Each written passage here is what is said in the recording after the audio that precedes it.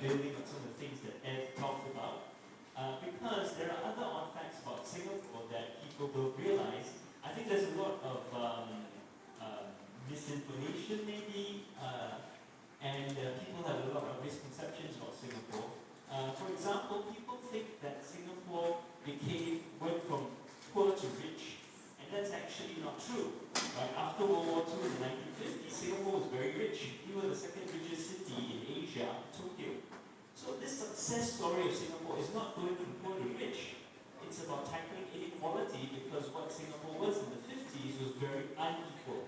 Okay, I'll come back to that. But another misconception that people seem to have is that Singaporeans are rich. No, that's not true. Singapore is rich. The 500 million in Taylor Swift doesn't go to Singaporeans, it goes to the government. Singaporeans are poor. Singapore has a far higher poverty rate than the Philippines. The Philippines has a poverty rate of 23.2%. Singapore has a poverty rate of 35%. Singaporeans are very poor. Another misconception is about Lee Kuan Yew. There's a lot of misconceptions about Lee Kuan Yew. People think he was some sort of right-wing, authoritarian, pro-capitalist leader. Yes, at the end of his life, at the end of his time maybe. But his success and what he was elected on, he was a radical, socialist, pro-labor, pro-trade unionist leader. Right? He was a lawyer himself, but he was elected as a radical socialist. And his success stems from building a huge welfare state in Singapore. Right? It stems from socialism. He conducted extensive land reform and broke the power of Singapore's oligarchs and took a lot of capital and land away from them. And that's what Singapore's success is built on. So actually some Filipinos say to me, oh, I wish we had a Lee Kuan Yew. And I say to them, you know, you do. You have a politician whose policies are very similar to Lee Kuan Yew's. He ran in the last presidential election. No one voted for him. He got less than 1% of the vote. His name is Yogi Guzman. If you want another Lee Kuan Yew, that's the guy to vote for, right?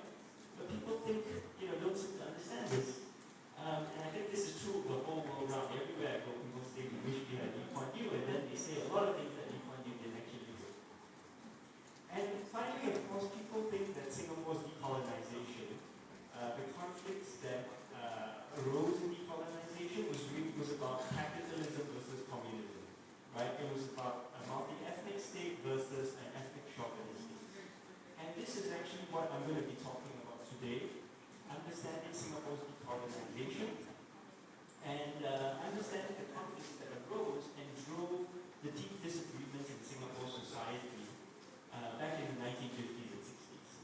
So to be fair, right, this conflict, this idea of communism versus capitalism, of course, is not unique to Singapore. It's true around the whole world because of the Cold War, because of how we think about the issues that happened back then, because of how they were framed, and very often it was pro-capitalist, right-wing authoritarian governments using the excuse of communism to crush their left-wing socialist political opponents and trying to use the broader context of the Cold War to justify that oppression, that state-led violence. And in that regard, you had that in the Philippines, we had it all across Southeast Asia, right? Indonesia, Malaysia, we had it all across Africa. Singapore's no different. And so the governing People's Action Party, right, the party that has been in power continuously since 1959 till today, uses that narrative, used it back then, uses it now to justify the destruction of their political opponents. There's some seats in front for those of you who are just right. So to this day, right, the Singapore government continues to argue that there is this constant menace of subversion that they must act against, and they use that as an excuse to repress and oppress the people of Singapore. And yet you see that everywhere governments do that. You had it here with President Duterte's war on drugs, right? He used a certain kind of menace to legitimize state violence. We also have that in Singapore. Some of the popular narratives now are foreign interference, whatever that means, right? Or fake news, right? Using these tropes to